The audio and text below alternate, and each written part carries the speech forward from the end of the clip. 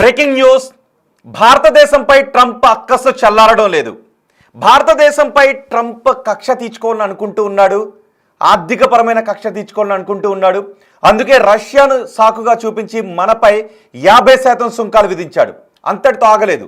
రష్యాతో మన స్నేహాన్ని చెరగొట్టడానికి, రష్యా నుంచి మన ఆయిల్ దిగుమతులను ఆపటానికి ట్రంప్ చేసిన ప్రయత్నాలు ఫలించకపోవడంతో ట్రంప్ ఇంకా కోపంతో ఊగిపోతున్నాడు. ట్రంప్ అసలు మనశ్శాంతిగా లేడు. ఇప్పుడు ఏమనుకుంటున్నాడంటే ఇతర దేశాలతో, అటు యూరోపియన్ యూనియన్ దేశాలతో ట్రంప్ అడుగుతున్నాడు, భారత్పై మీరు కూడా 100% సుంకాలు విధించండి అని. అంతేకాదు G7 దేశాలు కూడా సూచిస్తున్నాడు, మీరు కూడా భారత్పై 100% సుంకాలు విధించండి అని. ట్రంప్ నా మిత్ర దేశం భారత్, నా మిత్రుడు మోదీ, భారతీయులందరూ నా మిత్రులు అంటూనే భారత్పై విషయాన్ని కక్కుతూ ఉన్నాడు. మనపై ఎప్పుడైతే 25% సుంకాలు విధించిన తర్వాత మరో 25% సుంకాలు విధించి సుంకాలను 50%కి తీసుకుని వెళ్ళాడో మనం ట్రంప్ బెదిరింపులను ఏమాత్రం పట్టించుకోలేదు. భారతీయుల ప్రయోజనాలే మనకి ముఖ్యం, మా ప్రజల ప్రయోజనాలు, మా పౌరుల ప్రయోజనాలు, మా దేశ ప్రయోజనాలే మాకు ముఖ్యమని ట్రంప్ను మనం ఏమీ పట్టించుకోలేదు.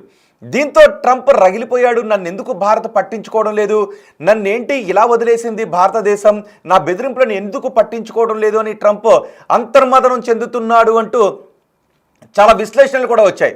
లోపల రగిలిపోతున్నాడు అంటూ చాలా విశ్లేషణలు కూడా వచ్చాయి. నిజంగానే మనం కొన్ని చూస్తుంటుంటాం.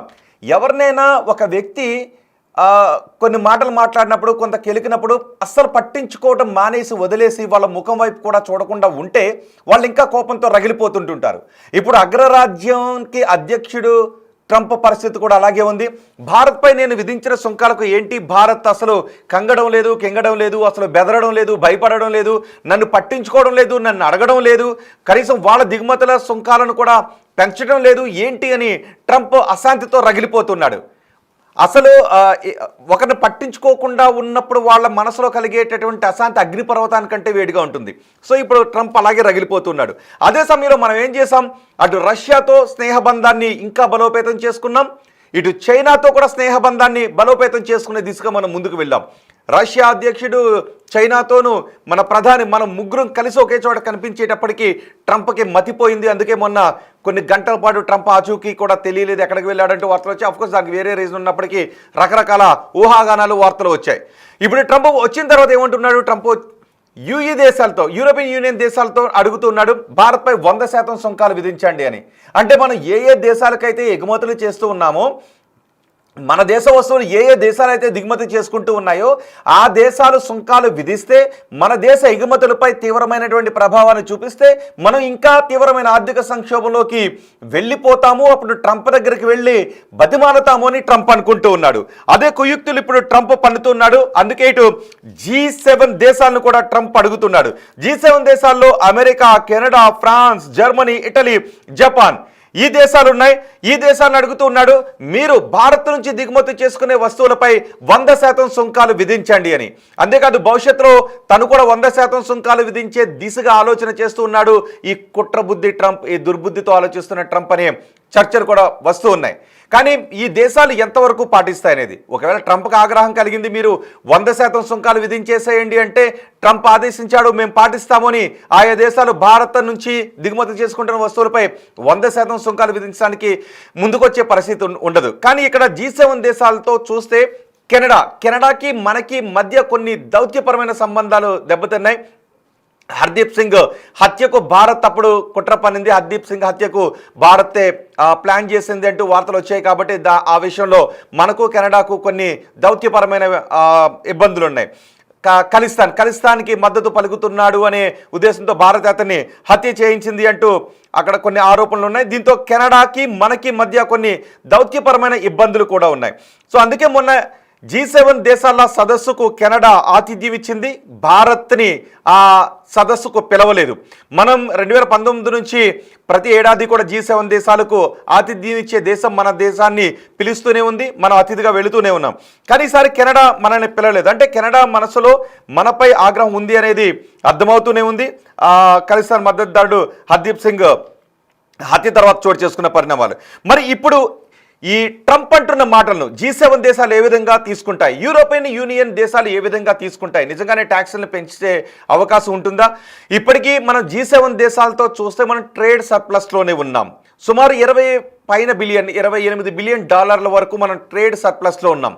అమెరికాతో మనం ట్రేడ్ని పోల్చుకుంటే ట్రేడ్ సర్ప్లస్లోనే ఉన్నాం. కొన్ని దేశాలు 2-3 దేశాలతో మాత్రమే ట్రేడ్ డెఫిసిట్లో ఉన్నాం, మిగిలిన దేశాలతో మనం ట్రేడ్ సర్ప్లస్లోనే ఉన్నాం. సో ట్రేడ్ సర్ప్లస్లో ఉన్నప్పుడు ఆయా దేశాలు నిజంగానే దిగుమతి సుంకాలను పెంచినట్లయితే ఆ భారం మనపై పడే అవకాశం ఉంటుంది. కానీ ఇక్కడ ఆ పరిస్థితికి దానికి అంగీకరించే అవకాశం ఉంటుందా?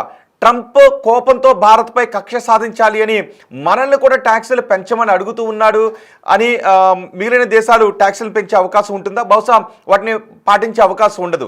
కానీ ఇవన్నీ ఏంటి అంటే భారత్పై ట్రంప్కున్న అక్కస్సును మాత్రం చాలా క్లియర్గా బయటపెడుతున్నాయి. ఒకసారి మనం ఎగుమతులు దిగుమతులను చూసినట్లయితే అమెరికాకి మనం ఎగుమతుల విలువ సుమారు 86 బిలియన్ డాలర్ల వరకు ఉంది, దిగుమతులు మాత్రం 45 బిలియన్ డాలర్ల వరకు ఉంది. ఇక్కడ మనం ట్రేడ్ సర్ప్లస్లోనే ఉన్నాం. ఇటు జర్మనీతో తీసుకుంటే జర్మనీ మన నుంచి దిగుమతి చేసుకునే దానికంటే జర్మనీ మనకి ఎగుమతులు చేసేది ఎక్కువగా ఉంది. సుమారు ఎక్కువగా ట్రేడ్ డెఫిసిట్ ఇక్కడ కనిపిస్తుంది. అలాగే జపాన్తో పోల్చుకుంటే కూడా జపాన్ నుంచి మనం దిగుమతులు ఎక్కువగా ఉన్నాయి. కాబట్టి ఆ దేశాలు మన దేశం పైన సుంకాలను విధిస్తే మనం విధించే సుంకాల కారణంగానే వాళ్ళకి ఇబ్బందులు కలిగే అవకాశం ఉంటుంది. ఇక యూకే, కెనడా, ఇటలీ, ఫ్రాన్స్ ఈ దేశాలతో కూడా చూస్తే పెద్దగా డెఫిసిట్ ఏం కనిపించట్లేదు. ఎగుమతులు దిగుమతులు వ్యత్యాసం చాలా తక్కువగానే ఉన్న పరిస్థితి మనకి కనిపిస్తూ ఉంది. సో ఇక్కడ ట్రంప్ దుర్బుద్ధి మాత్రం బయటపడుతుంది. అంతేకాదు మనం ట్రంప్ మొన్న రీసెంట్గా చేసిన వ్యాఖ్యలను కూడా ఒకసారి గుర్తు చేసుకోవచ్చు.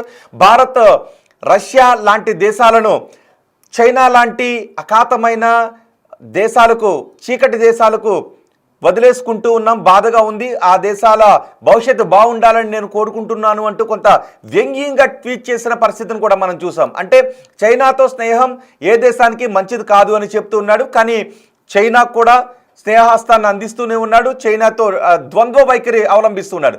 చైనా, పాకిస్తాన్, భారత్ ఇలా ఈ దేశాలతో ద్వంద్వ వైఖరి అవలంబిస్తున్నాడు. పాకిస్తాన్ అనుకూల, పాకిస్తాన్ సానుకూల వ్యాఖ్యలు ట్రంప్ చేస్తున్న పరిస్థితులే ఇప్పుడు కనిపిస్తున్నాయి. అంతేకాదు రష్యా మీద కోపంతో భారత్కి ఎందుకు మీరు సుంకాలు విధించారు అంటే, రష్యా మీద మీరు ఎటువంటి చర్యలు ఎందుకు తీసుకోలేదు అంటే భారత్పై తీసుకున్నాం కదా అని అర్థం లేని లాజిక్ను ట్రంప్ చెబుతున్నాడు. అంటే భారత్పై సుంకాలు పెంచితే చర్యలు తీసుకుంటే మేము అది రష్యా పైన చర్యలు తీసుకున్నట్టే అని అనుకుంటున్నాడు. రష్యా మళ్ళీ రీసెంట్గా ఉక్రెయిన్పై దాడి చేసినప్పుడు మళ్ళీ భారత్ పైనే విషయానికి కక్కే మాటలు మాట్లాడాడు ఈ ట్రంప్. ఇప్పుడు G7 దేశాలను అడుగుతున్నాడు, మీరు భారత్పై సుంకాలు విధించండి, భారత్ నుంచి మీరు దిగుమతి చేసుకునే వస్తువులపై మీరు 100% సుంకాలు విధించండి. భారత్ వల్లే రష్యా లాంటి దేశాలు యుద్ధాలు చేయడానికి ఇంధనం అందుతుంది, యుద్ధాలు చేయడానికి ఆర్థిక వెసులుబాటు కలుగుతుందని ట్రంప్ చెప్తున్నాడు. నిజానికి ట్రంప్ బుద్ధి వేరే రకంగా ఉంది. కేవలం అంటే ట్రంప్ దగ్గర నుంచి మనం అమెరికా నుంచి ఆయిల్ దిగుమతి చేసుకోవాలని కోరుతున్నాడు. ఇక్కడ మనం ఫ్రీ ట్రేడ్ జరపాలని, అమెరికా భారత్ మధ్య ఫ్రీ ట్రేడ్ ఒప్పందాన్ని చేసుకోవాలనే దుర్బుద్ధితో ఉన్నాడు. ఫ్రీ ట్రేడ్ ఒప్పందం చేసుకున్నట్లయితే మన వ్యవసాయ ఉత్పత్తులు ఇబ్బందుల్లో పడే అవకాశం ఉంటుంది. కాబట్టి మన రైతులు, మన ప్రజల అవసరాల కోసం మాత్రమే మా నిర్ణయాలు ఉంటాయి. మా ట్రేడ్ పార్ట్నర్ ఎలా ఉండాలి, ఎంతవరకు ఉండాలి, మేము ఎవరితో వాణిజ్య ఒప్పందాన్ని చేసుకోవాలి అనేది అది మా దేశానికి సంబంధించిన విషయం, మీరు దానిలో కలగజేసుకోలేరు అంటూ మనం సంకేతాలను ఇచ్చాం. ఈ సంకేతాలు ట్రంప్కి నచ్చడం లేదు. అంతేకాదు ట్రంప్ గతంలో నోబెల్ బహుమతి పొందాలి అని చూశాడు. ఆ నోబెల్ బహుమతికి కొన్ని దేశాలు ట్రంప్ ఆహా అంటే ఓహో అనే కొన్ని దేశాలు వంతపాడే అవకాశం ఉంది. కానీ ఆ విషయంలో మనం ఏమీ మాట్లాడకపోవడంతో ట్రంప్ ఇక్కడ కూడా అలిగినట్టుగా కనిపిస్తుంది. పాకిస్తాన్కి, భారత్కి యుద్ధాన్ని ఆపేసింది నేనే అంటే నువ్వు కాదు అనే సంకేతాలు మనం ఇవ్వడం కూడా ట్రంప్ ఆగ్రహానికి కారణమవుతుంది. ఇక్కడ రష్యాను మాత్రమే బూచిగా చూపిస్తూ ఉన్నాడు, కానీ భారత్పై విషం కక్కుతూనే ఉన్నాడు. అటు యూరోపియన్ యూనియన్ దేశాలను 100% మీరు పెంచండి, ట్యాక్స్లు ఇప్పుడున్న వాటికంటే పెంచండి అని అడిగాడు. కానీ ఆ దేశాలు బహుశా పెంచే అవకాశం ఉండకపోవచ్చు. ఎందుకంటే యూరోపియన్ యూనియన్లో ఉన్న కొన్ని దేశాలు కూడా రష్యాతో వాణిజ్యాన్ని కలిగి ఉన్నాయి, రష్యా దగ్గర నుంచి గ్యాస్ను సప్లై పొందుతూ ఉన్నాయి. కానీ వాటిపైన మాత్రం ట్రంప్ ఏమీ మాట్లాడలేదు. ఇటు చైనాకి, రష్యాకి వాణిజ్యం జరుగుతుంది, చైనా విషయంలో ట్రంప్ ఏం మాట్లాడడం లేదు. కేవలం భారత విషయంలో మాత్రమే ట్రంప్ ఈ స్థాయిలో ఎందుకు విషం కక్కుతూ ఉన్నాడు? మీ అభిప్రాయం ఒకసారి కమెంట్ బాక్స్లో తెలియచేయండి.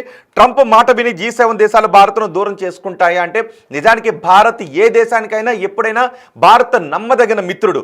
మనం ఏ దేశాన్ని మోసం చేసే మాటలు మాట్లాడడం, మోసం చేసే పనులు భారత్ ఎప్పుడూ చేయదు. ఒకవేళ ఏదైనా దేశం అది శత్రు దేశమైనప్పటికీ ఆపదలో ఉంటే వాళ్ళకి సహాయం చేయడానికే మనం ఆలోచిస్తాం తప్ప మనం ఏ దేశాన్ని మోసం చేయలేదు, ఏ దేశం పైన మనం దురాక్రమణకు పాల్పడలేదు, ఏ యుద్ధాలకి మనం కారణం కాదు. అనాదిగా మనం చూసుకున్నప్పటికీ ఇప్పటికీ కూడా చూస్తే ఏదైనా యుద్ధాల వల్ల భారతే నష్టపోయింది తప్ప, భారతే తన భూభాగాన్ని కోల్పోయింది తప్ప భారత్ ఏ దేశాన్ని ఆక్రమించుకోలేదు, భారత్ ఏ దేశాలపైన యుద్ధాన్ని చేయలేదు, భారత్ ఎటువంటి కుట్రలు చేయలేదు. భారత్ ఎవరికైనా ఏ దేశానికైనా సాయం చేసింది, సహాయాన్ని అందించింది, మిత్ర దేశంగానే భారత్ ఉంది. ఎవరికైనా ఎటువంటి పరిస్థితుల్లోనైనా సహాయం చేయగలిగే నమ్మగలిగే దేశంగా భారత్ ఉంది. కానీ ఇప్పుడు ట్రంప్ మాత్రం ఇతర దేశాలతో భారత్కు ఉండే సంబంధాలని చెడగొట్టాలని అనుకుంటూ ఉన్నాడు. అందుకే మనం రష్యాతో స్నేహాన్ని మరింత బలోపేతం చేసుకోవడం, చైనాకు దగ్గరవుతూ ఉండడంతో ఇప్పుడు ట్రంప్కు కంటగింపుగా మారింది. అందుకే అడుగుతున్నాడు ఆ దేశాలు, యూరోపియన్ యూనియన్ దేశాలు, ఇటు G7 దేశాలు భారత్పై అధిక సుంకాలు విధించండి అని అంటూ ఉన్నాడు. మరి చూద్దాం, ఆ దేశాలు అయితే సైలెంట్గా ఊరుకున్నాయి. ట్రంప్ ఇలాగే మాట్లాడతాడులే అని. నిజానికి ట్రంప్ ఎప్పుడేం మాట్లాడతాడో తెలీదు, ట్రంప్ ఎప్పుడే నిర్ణయం తీసుకుంటాడో తెలీదు, ట్రంప్ తను తీసుకునే నిర్ణయంపై ఎంతవరకు స్టాండ్ అయి ఉంటాడో తెలీదు. ఇలాంటి పరిస్థితుల్లో ట్రంప్ ఉంటాడు, ఇలాంటి బిహేవియర్లో ట్రంప్ ఉంటాడు అని ప్రపంచ దేశాలన్నిటికీ కూడా తెలుసు. అందుకే ట్రంప్ వైఖరిని చూసి ప్రపంచ దేశాలు చాలా జోకులు కూడా వేసుకునేటటువంటి పరిస్థితి కనిపిస్తూ ఉంటుంటుంది. బహుశా ఇప్పుడు యూరోపియన్ యూనియన్ దేశాలు భారత్పై అధిక సుంకాలు విధించే అవకాశం ఉండకపోవచ్చు అని విశ్లేషకులు చెప్తున్నారు. అలాగే G7 దేశాలు కూడా ట్రంప్ మాటలను పట్టించుకునే అవకాశం లేదు. ఆయా దేశాలు వాళ్ళ దేశాలకు అనువైన నిర్ణయాలు తీసుకుంటారు తప్ప ట్రంప్ ఏదో భావోద్వేగంలోనో కుట్రతోనో దుర్బుద్ధితోనో ఒక నిర్ణయం తీసుకుని మీరు కూడా ట్యాక్సులు పెంచండి అని ట్రంప్ అనేస్తే వాటిని ఆయా దేశాలు పరిగణలోకి తీసుకునే అవకాశం లేదు అనే విశ్లేషకులు అంటున్నారు. కానీ ఇక్కడ ట్రంప్ మాటలు, ట్రంప్ వ్యవహార శైలి మాత్రం భారతదేశంపై ఇంత అక్కసు ఎందుకు, భారతదేశంపై ఇంత కుట్ర ఎందుకు ట్రంప్కి అనే ఒక విషయంపైన పెద్ద ఎత్తున చర్చ జరుగుతుంది.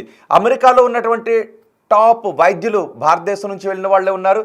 భారతదేశం నుంచి అమెరికాకు ఎగుమతుల్లో వాళ్ళకి జ్వరం వస్తే మన దేశంలో తయారైన ట్యాబ్లెట్ వాళ్ళు వేసుకోవాలి.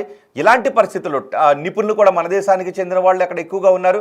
అమెరికా ఆర్థిక వ్యవస్థ పుంజుకోవడంలో భారత పాత్ర కూడా చాలా ఎక్కువగా ఉంది. భారత పౌరుల పాత్ర, NRIs పాత్ర చాలా ఎక్కువగా ఉంది. మరి ఇలాంటి సమయంలో ఎందుకు ట్రంప్ ఇంత దుర్బుద్ధితో భారతదేశంపై విషం కక్కుతున్నాడు అనే ప్రపంచ దేశాలు చర్చించుకుంటూ ఉన్నాయి. సో ట్రంప్ వ్యాఖ్యల గురించి మీరేమనుకుంటున్నారో మీ అభిప్రాయాన్ని కమెంట్ బాక్స్లో తెలియజేయండి.